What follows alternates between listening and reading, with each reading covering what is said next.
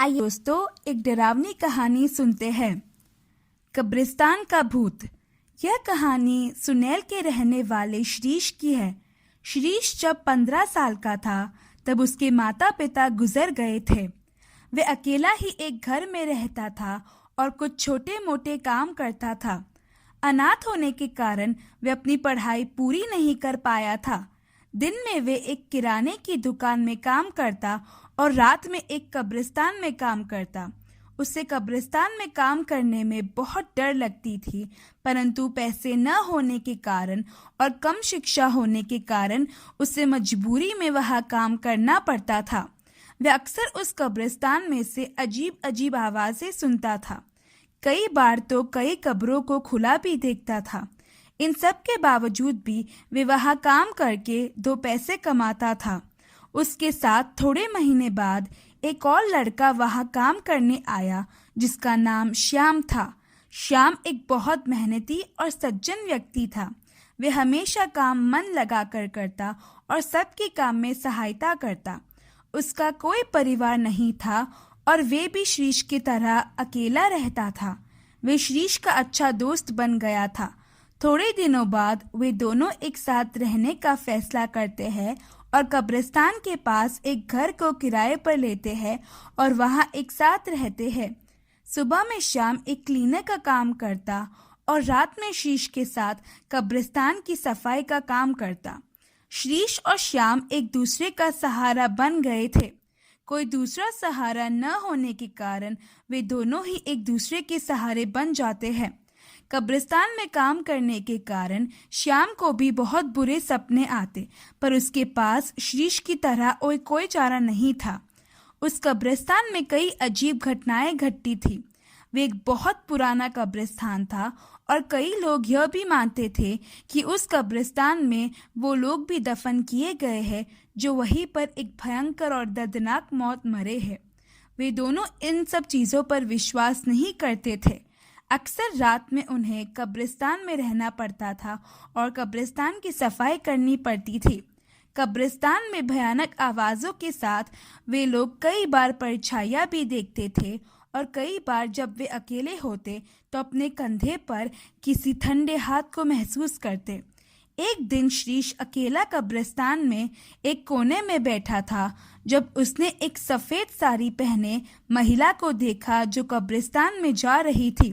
श्रीश ये देखते ही कांपने लगता है और वे उस महिला का पीछा करता है तो वे देखता है कि सफ़ेद रंग की साड़ी वाली महिला चलते चलते रुक जाती है और ज़ोर ज़ोर से हंसने लगती है। श्रीश वहीं पर रुक जाता है और महिला को खड़ा खड़ा सुनता रहता है।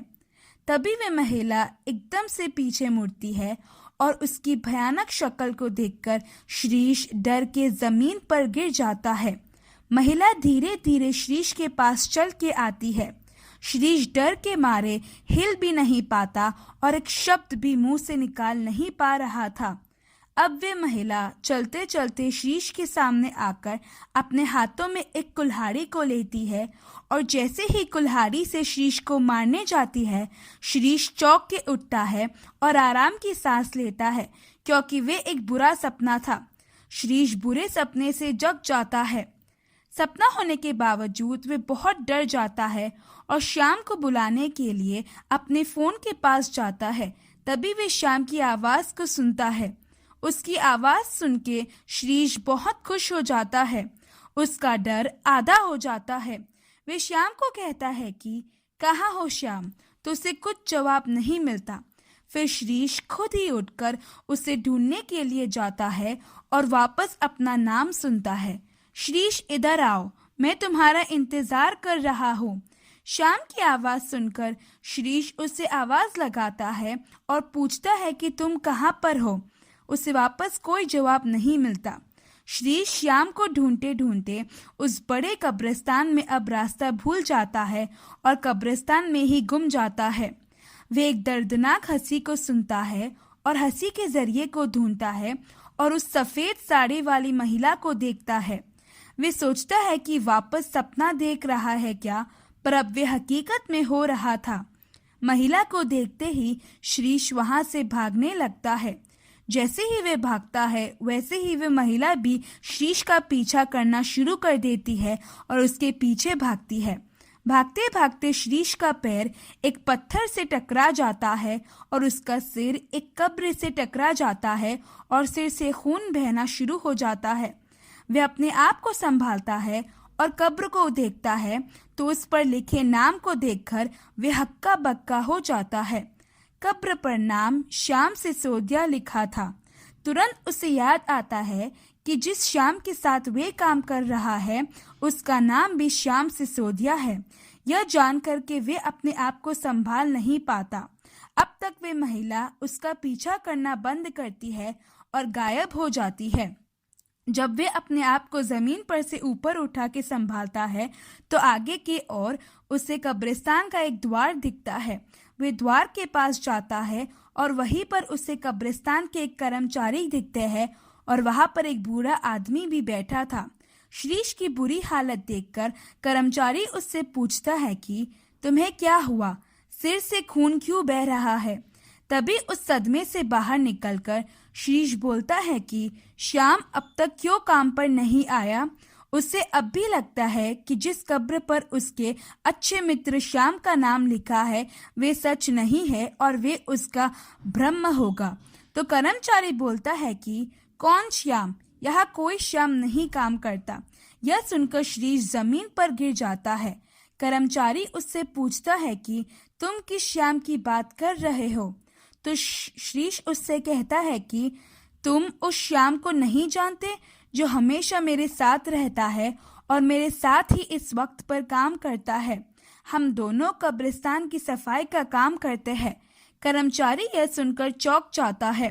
वे कहता है कि 2 साल पहले यहाँ श्याम नामक एक लड़का काम करता था, परंतु उसकी मौत तो 2 साल पहले हो गई थी और उसको यहीं पर दफन किया गया है। तब श्रीश कर्मचारी को कहता है कि मैं उसके साथ कई महीनों से रह रहा हूँ और साथ काम भी कर रहा हूँ।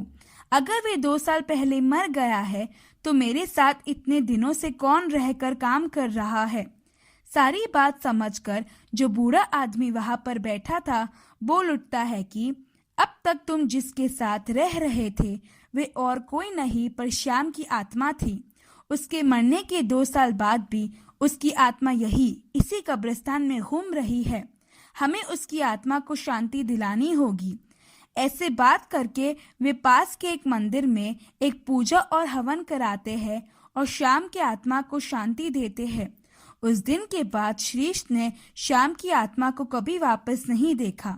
श्रीश उस जगह पर भी पूछताछ करता है जहां उसने बताया था कि वे काम करता है क्लीनर की तरह। उस जगह के कोई भी कर्मचारी श्याम नाम के लड़के को नहीं जानते थे।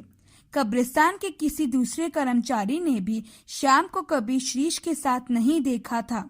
यह सब जानकर श्रीश का दिल अपने दोस्त को खोने पर और भी टूट जाता है। तो दोस्तों, इस कहानी से हम यह सीखते हैं कि हर बात जो आंखों के सामने दिखती है वास्तव में वे हमेशा सही हो ऐसा नहीं होता है। कई बार जो हमें दिखता है वो होता नहीं और जो होता है वे हर बार दिखता नहीं।